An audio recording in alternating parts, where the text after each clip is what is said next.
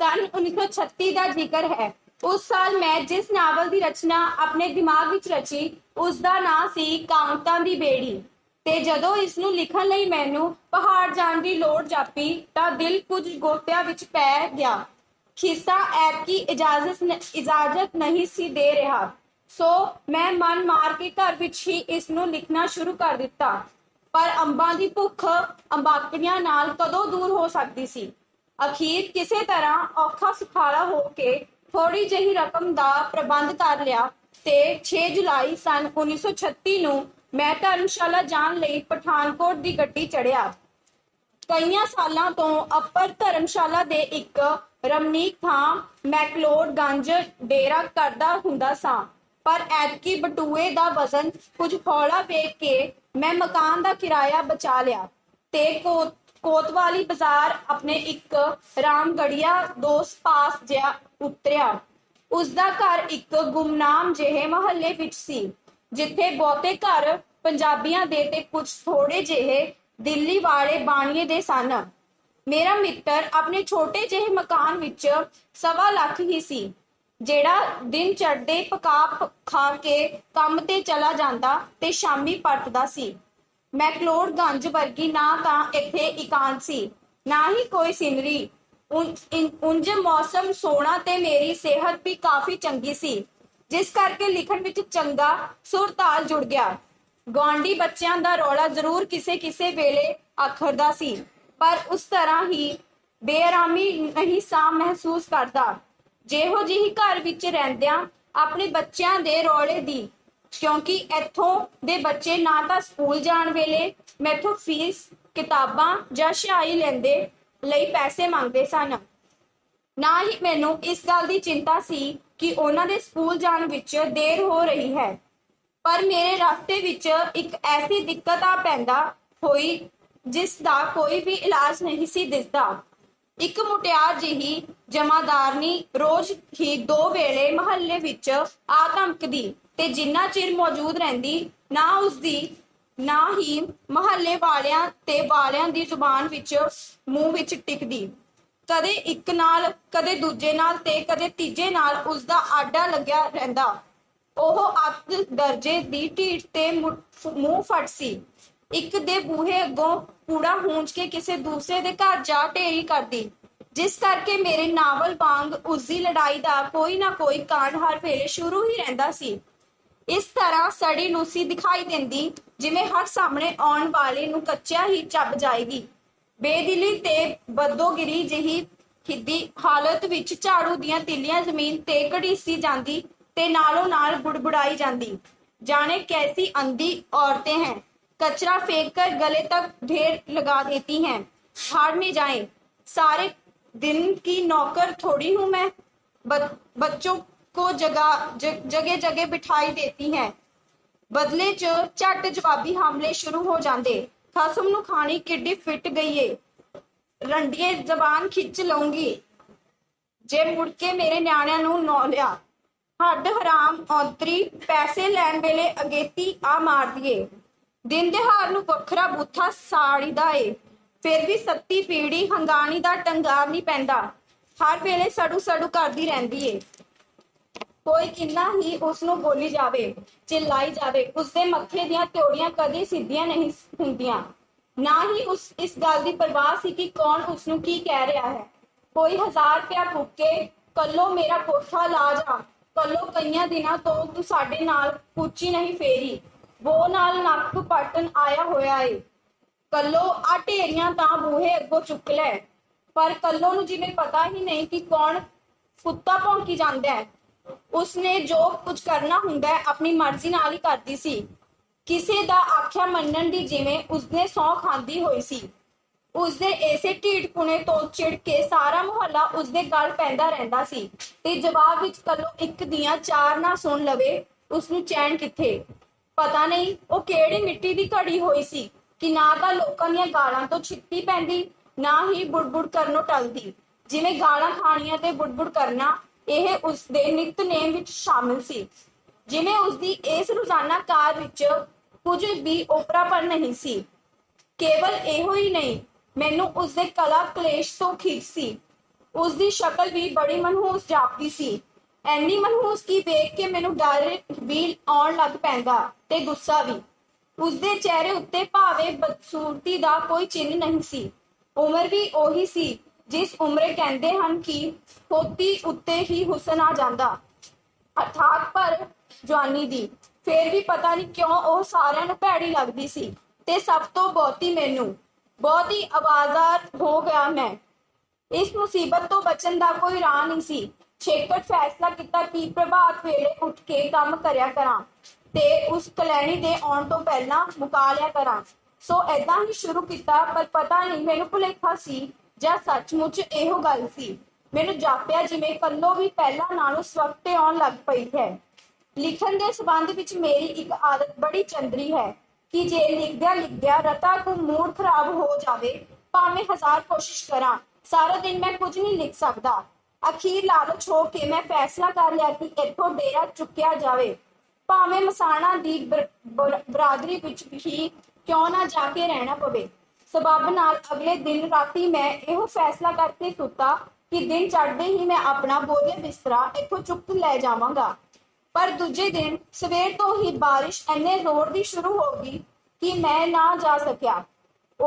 ਉਸੇ ਤਰ੍ਹਾਂ ਟੁੱਟੇ ਖੁੱਸੇ ਦਿਲ ਨਾਲ ਮੈਂ ਆਪਣਾ ਕੰਮ ਛੂ ਬੈਠਾ।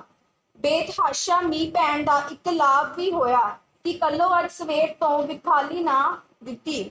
ਫਿਰ ਵੀ ਜਿੰਨਾ ਚਿਰ ਮੈਂ ਲਿਖਦਾ ਰਿਹਾ, ਇਹੋ ਸਹਿਮ ਦਿਲ ਵਿੱਚ ਬਣਿਆ ਰਿਹਾ ਕਿ ਹੁਣ ਵੀ ਆਈ।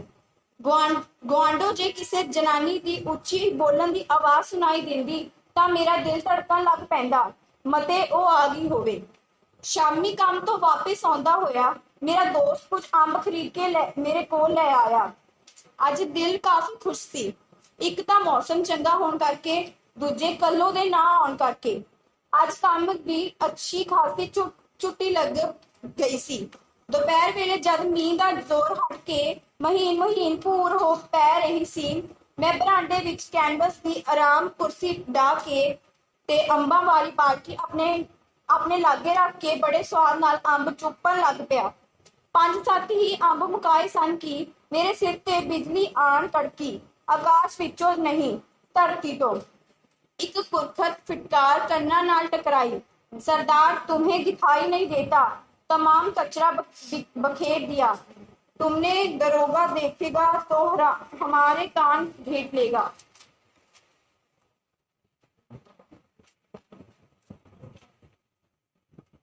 मैं कंब उठिया, कुछ कल्लो की कड़क सुन के ते कुछ अपनी मूर्खता का ख्याल करके। सचमुच मैं अंब चुप के छिल ते गिटका इंज बेपरवाही नाल सुट्टी जा रहा सी जिवें अपना ही राज हुंदा। मैनू हत्थां पैरां दी पै गई। खबरे ਇਹ ਮੇਰੇ ਨਾਲ ਕੀ ਬਾਤ ਕਰੇਗੀ, ਖਬਰੇ ਕਿੰਨੀਆਂ ਕੁ ਸਲਵਾਤਾਂ ਸੁਣਾਏਗੀ। ਬਹੁਤਾ ਡਰ ਇਸ ਗੱਲ ਦਾ ਸੀ ਕਿ ਕੋਈ ਗੁਆਂਢੀ ਮੇਰੇ ਦੁਰਗਤ ਹੁੰਦੀ ਨਾ ਵੇਖ ਲਵੇ। ਮੈਂ ਝਟਪਟ ਕੁਰਸੀ ਤੋਂ ਉੱਠਿਆ ਤੇ ਇਹ ਕਹਿੰਦਾ ਹੋਇਆ ਗਿਟਕਾਂ ਛਿੱਲਣਾ ਇਕੱਠੀਆਂ ਕਰਨ ਲੱਗ ਪਿਆ। ओ बड़ी भूल हुई बहन, माफ करना, परदेसी हूँ, ख्याल नहीं रहा, फिर ऐसी भूल नहीं करूंगा। मेरा ख्याल सी कि अपने सुभाव अनुसार ਉਹ ਮੇਰੇ ਉੱਤੇ ਕਾਫੀ ਵਰੇਗੀ, ਪਰ ਵੇਖ ਕੇ ਮੈਂ ਹੈਰਾਨ ਰਹਿ ਗਿਆ ਕਿ ਉਸਨੇ ਬੁੱਲ ਤੋਂ ਬੁੱਲ ਨਾ ਚੁੱਕਿਆ ਤੇ जब मैं अद्धियां को छिलना समेट चुका ਤਾਂ बोली, तुम रहने दो सरदार, मैं उठा ही लेती हूँ। मैं हट गया ਤੇ ਬਾਲਟੀ ਵਿੱਚੋਂ ਹੱਥ ਧੋਣ ਲੱਗਾ। ਉਸਨੇ ਆਪਣੇ ਝਾੜੂ ਨਾਲ ਗਿਟਕਾਂ ਛਿੱਲਣਾ ਹੂੰਝ ਲਈਆਂ, ਬੂਹੇ ਦਾ ਅੱਗਾ ਵੀ ਸਾਫ਼ ਕਰ ਦਿੱਤਾ ਤੇ ਸਭ ਕੁਝ ਛਾਬੇ ਵਿੱਚ ਪਾ ਕੇ ਚੱਲਦੀ ਬਣੀ। ਮੈਨੂੰ ਇਤਮੀਨਾਨ ਨਾਲ ਸਾਹ ਆਇਆ। ਸ਼ੁਕਰ ਹੈ ਬਲਾ ਟਲੀ। ਮੈਂ ਅੰਬਾਂ ਵੱਲੋਂ ਵੇਲਾ ਹੋ ਕੇ ਮੁੜ ਆਪਣੇ ਕੰਮ ਜੁਟ ਪਿਆ। ਮੀਂਹ ਦੇ ਜ਼ੋਰ ਕਰਕੇ ਉਸ ਦਿਨ ਵੀ ਮੈਂ ਥਾਂ ਬਦਲ ਨਾ ਸਕਿਆ। ਦੂਸਰੇ ਦਿਨ ਜਦੋਂ ਕੱਲੋ ਆਈ ਤਾਂ ਸਭ ਤੋਂ ਪਹਿਲਾਂ ਉਸਨੇ ਮੇਰੇ ਘਰ ਦਾ ਅੱਗਾ ਸਾਫ਼ ਕੀਤਾ, ਨਾਲ ਹੀ ਜਿਸ ਦੀ ਗਿਲਾਜ਼ਤ ਨੂੰ ਮੀਂਹ ਦਾ ਪਾਣੀ ਵੀ ਦੂਰ ਨਹੀਂ ਸੀ ਕਰ ਸਕਿਆ, ਉਸਨੇ ਖਰੋਚ ਕੇ ਸਾਫ਼ ਕਰਨੀ ਸ਼ੁਰੂ ਕਰ ਦਿੱਤੀ ਤੇ ਇਸ ਕੰਮੋਂ ਵੇਲੀ ਹੋ ਕੇ ਮੇਰੇ ਲਾਗੇ ਜਿੱਥੇ ਮੈਂ ਬੈਠਾ ਲਿਖ ਰਿਹਾ ਸਾਂ ਆ ਕੇ ਪੁੱਛਣ ਲੱਗੀ, दादा भीतर कूड़ा हो तो बाहर फेंक दो, मैं ले जाऊं। नहीं है, कह के मैं मुंह ध्यान अपने काम लगा रहा। उसके बाद पिछले दादा शब्द ने मैनू जरा औखिया किया कि यह अपने आप ਨੂੰ ਮੇਰੀ ਪੋਤੀ ਦੀ ਉਮਰ ਦੀ ਖਿਆਲ ਕਰਦੀ ਹੈ ਕਿ 40 ਵਰਿਆਂ ਦੇ ਉਮਰੇ कोई अपने आप ਨੂੰ ਕਿਸੇ ਮੁਟਿਆਰ ਦਾ ਦਾਦਾ ਕੌਣ ਬਰਦਾਸ਼ਤ ਕਰ ਸਕਦਾ ਹੈ। ਸਦਾ ਤੋਂ ਉਲਟ ਮੈਂ ਉਸ ਦਿਨ ਕੱਲੋ ਦੇ ਸੁਭਾਅ ਵਿੱਚ ਇੱਕ ਤਬਦੀਲੀ ਵੇਖੀ। ਅੱਜ ਉਸਨੇ ਨਾ ਤਾਂ ਕਿਸੇ ਮੁਹੱਲੇ ਵਾਲੀ ਨਾਲ ਆਡਾ ਲਾਇਆ, ਨਾ ਹੀ ਜਵਾਬ ਵਿੱਚ ਉਸਨੇ ਕਿਸੇ ਨੇ ਔਂਤਰੀ ਨਿਖਸਮੀ ਕਿਹਾ। ਪੈਰ ਦਾ ਵਰਕਾ ਪਾੜ ਕੇ ਰੱਖਣ ਲੱਗਿਆ ਮੇਰੀ ਨਜ਼ਰ ਬੂਹੇ ਵੱਲ ਮੁੜੀ। ਮੇਰਾ ਖਿਆਲ ਸੀ ਕਿ ਉਹ ਕੰਮ ਕਰੇ ਚਲੀ ਗਈ ਹੋਏਗੀ, ਪਰ ਉਸਨੇ ਮੈਂ ਬੂਹੇ ਦੀ ਕੰਧ ਲਾਗੇ ਖੜੀ ਵੇਖਿਆ। ਝਾੜੂ ਛਾਬਾ ਉਸਨੇ ਪਰਾਂ ਇੱਕ ਦਰਖਤ ਦੇ ਮੁੱਢ ਨਾਲ ਖੜੇ ਕਰ ਦਿੱਤੇ ਸਨ ਤੇ ਆਪ ਉਹ ਮੇਰੇ ਲਿਖੇ ਹੋਏ ਵਰਕਿਆਂ ਉੱਤੇ ਨੀਂਜ ਲਾਈ ਖੜੀ ਸੀ। ਮੈਂ ਸੋਚਿਆ ਸ਼ਾਇਦ ਕੱਲ ਵਾਲੇ ਕੰਮ ਦੀ ਮਜ਼ਦੂਰੀ ਮੰਗਣ ਲਈ ਖੜੀ ਹੈ। ਹੱਥ ਜੇਬ ਵਿੱਚ ਪਾ ਕੇ ਮੈਂ ਕੋਈ ਸਭ ਤੋਂ ਛੋਟਾ ਸਿੱਕਾ ਪੋਟਿਆ ਨਾਲ ਟਟੋਲਣ ਲੱਗਾ। हथ बाहर निकल तो पहला ही उसने मेरे उत्ते सवाल किया, ये क्या लिखते हो दादा? ऐसे ही कुछ लिखता हूँ। खैड़ा छुड़ान दे ख्यालों मैं एक आना उस वाल सुटिया कहा, ले रहने दो दादा कह के उसने एना आना जिथे मैं सुटिया सी उत्थे ही पैन पिया रहन दिता। केवल एक बारी उस वाल तक के उसदे नजर हटा ली। कितनी लालचन है, दिल विच कुड़ रहा सा कि एने कु काम दी मजदूरी एक आना थोड़ी है। पर मैं मुंह उस विचों डरा, पर मैं उसनू इस डरों कुछ ना कहा कि मते गले दा हार बन जावे। एक आना होर कट के मैं उस वाल सुटिया। उसने उसे लापरवाही दूसरे आने वाल तकिया ते बोली, नहीं लूंगी। अरे तो क्या तुम्हें रुपया चाहिए इतने से काम के लिए? मैं टैश विच आके एनी गल कह तां गया, पर जो ही उसके चेहरे उत्ते डूंघाई नजर सुटी कि मैनू शर्मसार होना पिया। मेरा बस हुंदा तां अपने कहे हुए शब्दां नूं मुड़ निगल जांदा। पल्लो के चेहरे उत्ते लोभ दा कोई चिन्ह नहीं सी, ना ही गुस्से दी कोई लकीर। मैनू पछाचियां होइयां त्योड़ियां भी उसदे मत्थे उत्ते नहीं सन। मैनू इउं जापिया जिवें कल्लो दे नक्शा उत्ते अज कोई अनोखा जिहा हुसन निखरदा आ रहा है। कोई दिलकश जही खिच, कोई निੱਘੀ ਤੇ ਮਿੱਠੀ ਜਿਹੀ ਚਮਕ। क्यों नहीं लेती कल्लो? मेरे बात विच बेख्याले ही लचक जही आ गई। जवाब विच झटपट कुछ ना कह सकी। बोलण तो पहला उसदे होठां उत्ते एक तबस्सम जिहा लिशकिया। ਅੱਖਾਂ ਦੀਆਂ ਪਲਕਾਂ ਉਸ ਦੀਆਂ ਕਿਸੇ ਸੁਖਾਵੇਂ ਜਿਹੇ ਭਾਰ ਨਾਲ ਥੋੜੀਆਂ ਜਿਹੀਆਂ ਨੀਵੀਆਂ ਜਾਪੀਆਂ। ਉਸ ਦੀਆਂ ਗੱਲਾਂ ਉੱਤੇ ਇੱਕ ਤਰ੍ਹਾਂ ਦਾ ਪਖਾ ਜਿਹਾ ਪੈਦਾ ਹੋਇਆ। संगद्या रुकद्या जिवें चित के उसदे मुंहों निकलिया, तुमने कल मुझे बहन जो कहा था। सुन के मैं हक्का बक्का रह गया। एक औखे सवाल दा हल जिस नूं मैं कई दिनों तो सोच रहा सा मेरे सामने सी।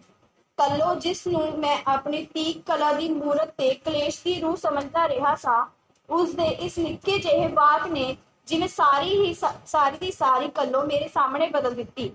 मेरी नफरत प्यार विच बट गई। कल्लो दा किरनीत चेहरा मैनू सोना दिखाई देन लगा। पैड ते कलम रख दिते ते एक बारी होर मैं उस वाल तकिया। कल्लो दे नक्शां विचों हुसन ते प्यार दियां सुआवां उठ के आले दुआले नूं रुशना रहियां सन।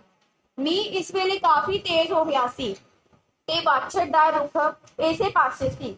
कल्लो उसे तरह मीह विच खड़ी भिज रही सी। मैं उसनू कहा, जरा भीतर आ जा कल्लो, तुम भीग रही हो। उसने पूरे भरोसे ते अपनत भरी नजर नाल एक बारी मेरे वाल तकिया ते फिर अपने भिजे हुए शरीर वाल ते बोली, कोई बात नहीं दादा, हम लोग तो इसी तरह भीगा करते हैं। अच्छा जाती हूँ, अभी बहुत काम करना है। जबानों तक कल्लो ने कह दिता जाती हूँ, पर मैं उसके चेहरे तो कुछ होर पढ़ रहा सा। ओह बिना मेरे नाल कुछ गल्लां कीते जाना नहीं सी चाहती। मैं जरा दाइए भरे रहो विच उसनू कहा, थोड़ी देर के लिए छत के नीचे हो जा पगड़ी, बारिश कम हो जाए तो चली जाना। अंदर आउण दी उसदी सलाह है सी, पर किसी संग ने उसनू रोकिया होया सी। खिलरे हुए भांडे टिंडे वाल तक के वो बोली, पर यहाँ तुम रोटी बनाते हो। ते नाल ही उसके कदमां विच हरकत आ गई। ओह बड़ी चौकसी नाल अपने आप नूं समेट के केवल दहलीज ही टप्पी। कहाँ की रहने वाली हो तुम कल्लो? बंगाल की। अरे तुम लोग इतनी दूर चले आए, उधर तुम्हें काम नहीं मिलता था क्या? भगवान की इच्छा है दादा, जहाँ पर रोजी बनी होती है वहीं पर जाना होता है। ਉਸਦੇ ਮੂੰਹ ਵਿੱਚ ਘੜੀ ਮੁੜੀ ਜਿਹਾ ਦਾਦਾ ਸ਼ਬਦ ਮੈਂ ਆਪਣੇ ਸੰਬੋਧਨ ਵਿੱਚ ਸੁਣ ਕੇ ਕਚਿੱਚੀਆਂ ਵੱਟਦਾ ਸੀ। ਇਸ ਦਾ ਭੇਤ ਝੱਟ ਹੀ ਮੇਰੇ ਉੱਤੇ ਖੁੱਲ ਗਿਆ। ਮੈਨੂੰ ਯਾਦ ਆ ਗਿਆ कि बंगला कहाँ की रहने वाली हो कल्लो? बंगाल की। अरे तुम लोग इतनी दूर चले आए, उधर तुम्हें काम नहीं मिलता था क्या? भगवान की इच्छा है दादा, जहाँ पर रोजी बनी होती है वहीं पर जाना होता है। उसके मुँह ਇਹ ਘੜੀ ਮੁੜੀ ਜਿਹਾ ਦਾਦਾ ਸ਼ਬਦ ਸੁਣ ਕੇ ਸੰਬੋਧਨ ਵਿੱਚ ਸੁਣ ਕੇ ਕਚੀਚੀਆਂ ਵੱਟਦਾ ਸਾਂ। ਇਸ ਦਾ ਭੇਤ ਝੱਟ ਹੀ ਮੇਰੇ ਉੱਤੇ ਖੁੱਲ ਗਿਆ। ਮੈਨੂੰ ਯਾਦ ਆ ਗਿਆ ਕਿ ਬੰਗਲਾ ਬੋਲੀ ਵਿੱਚ ਵੱਡੇ ਭਰਾ ਨੂੰ ਦਾਦਾ ਕਹਿ ਕੇ ਬੁਲਾਇਆ ਜਾਂਦਾ ਹੈ। ਟੁੱਟੀ ਭੱਜੀ ਬੰਗਲਾ ਮੈਂ ਜਾਣਦਾ ਸਾਂ।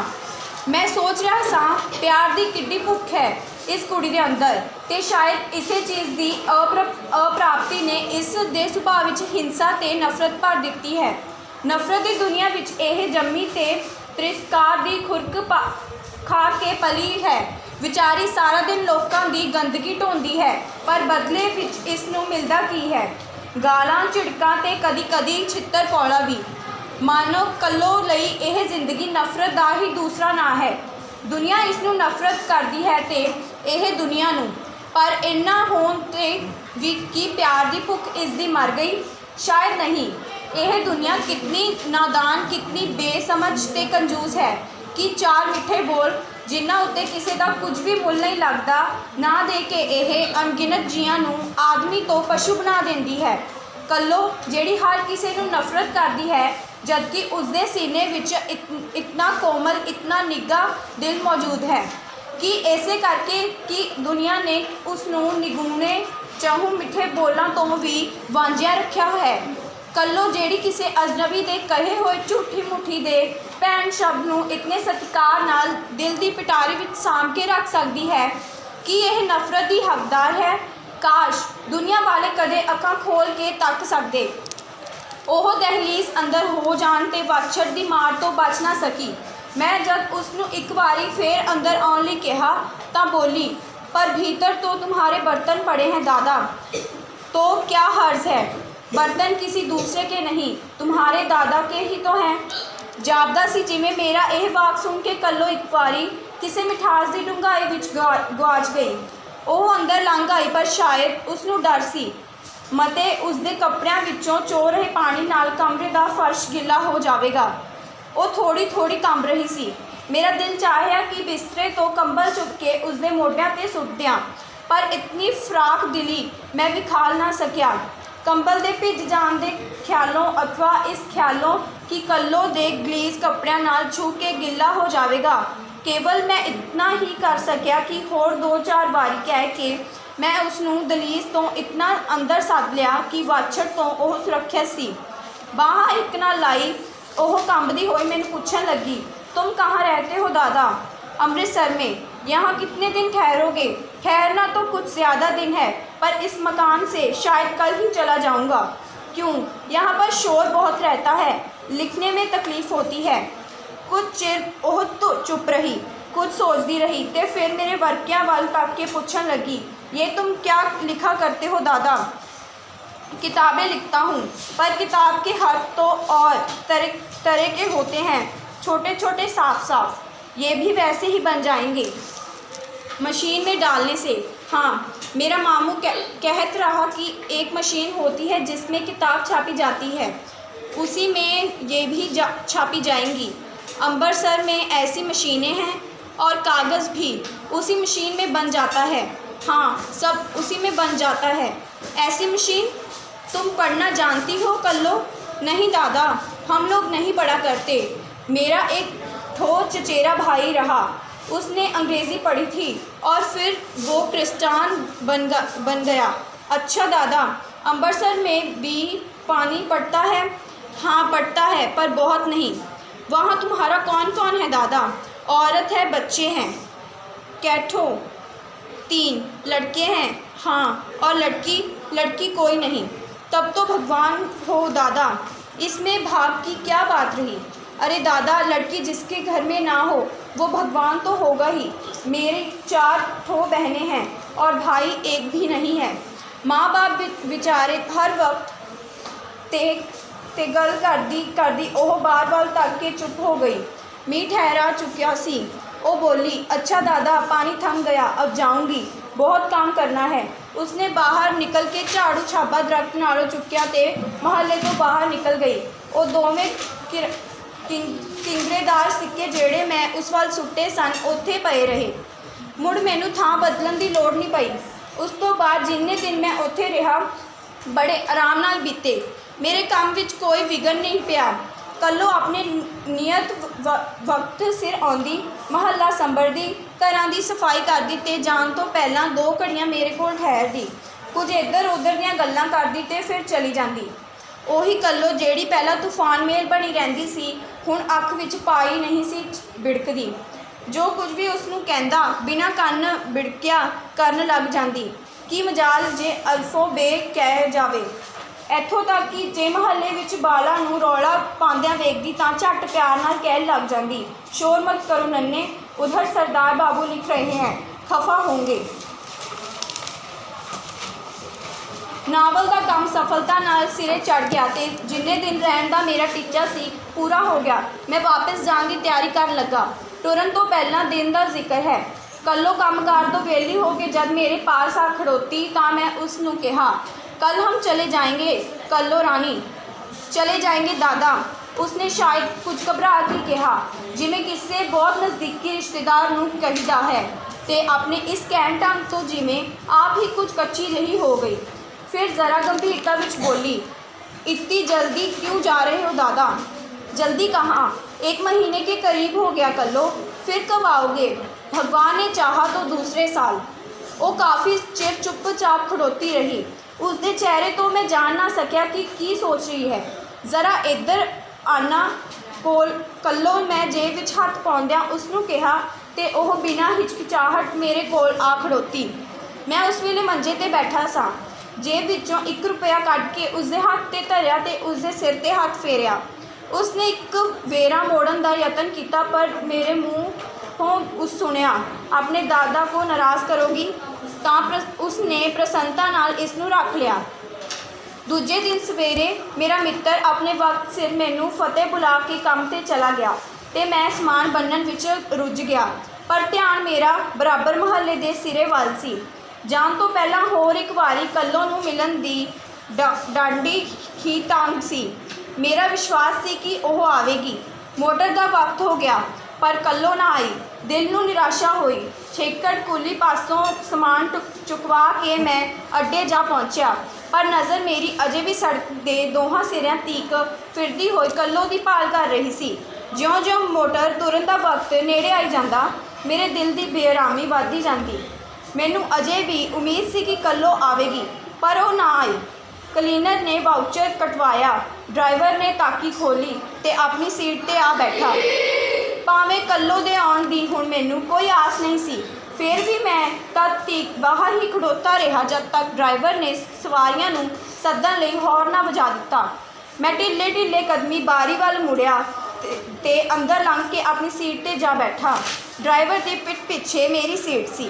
ज्यों ही इंजन स्टार्ट होया कल्लो मेरी नज़र पई। उसने सिर ते एक लंबी टोकरी चुकी हुई सी ते बड़ी औखी हो के सारा जोर ला के मोटर वाल भज्जी आ रही सी।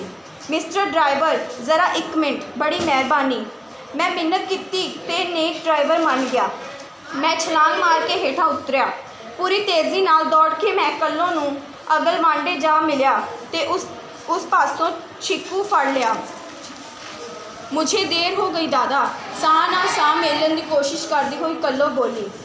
ये थोड़े आम लाई हूँ अपनी भावज के लिए, इन्हें तो लोगे दादा, अपनी कसम, मैंने इनको छुआ तक नहीं है। ते ओह मेरे वाल इस तरह तकी जिमें अपन भावनावां की प्रवानगी चाह रही होवे। क्यों नहीं लूँगा रानी। मैं बड़े प्यार नाल उसका सिर पलोसदा होया मोटर वाल जा रहा सा। अगर तुम ये ना लाती तो मैं तुम पर बहुत नाराज़ होता। कल्लो खिड़ गई। उसके चेहरे ते ना संभाले जा सकने वाली खुशी के भाव सन। तुम कितने अच्छे हो दादा, मुझे तो बड़ा फिक्र था जाने दादा लेंगे या नहीं। हॉर्न फेर वजया जेड़ा केवल मैनू ही सदन लई सी। ਟੋਕਰੀ ਮੈਂ ਛੱਤ 'ਤੇ ਰਖਵਾ ਦਿੱਤੀ ਤੇ ਅੰਦਰ ਬੈਠਣ ਤੋਂ ਪਹਿਲਾਂ ਆਪਣੀ ਉਸ ਪਿਆਰ ਦੀ ਦੇਵੀ ਨੂੰ ਅੱਛਾ ਕੱਲੋ ਬਹਿਨ ਹਮ ਫਿਰ ਮਿਲेंगे ਕਹਿ ਕੇ ਉਹ ਬੱਸ ਦੀ ਬਾਰੀ ਵੱਲ ਮੁੜ ਪਿਆ। ਪਲਟ ਕੇ ਦੇਖਿਆ ਤਾਂ ਕੱਲੋ ਭਰਾ ਦੇ ਪਿਆਰ ਵਿੱਚ ਭਿੱਜੀ ਅਹਿਲ ਖੜੀ ਬੱਸ ਵੱਲ ਦੇਖ ਰਹੀ ਸੀ।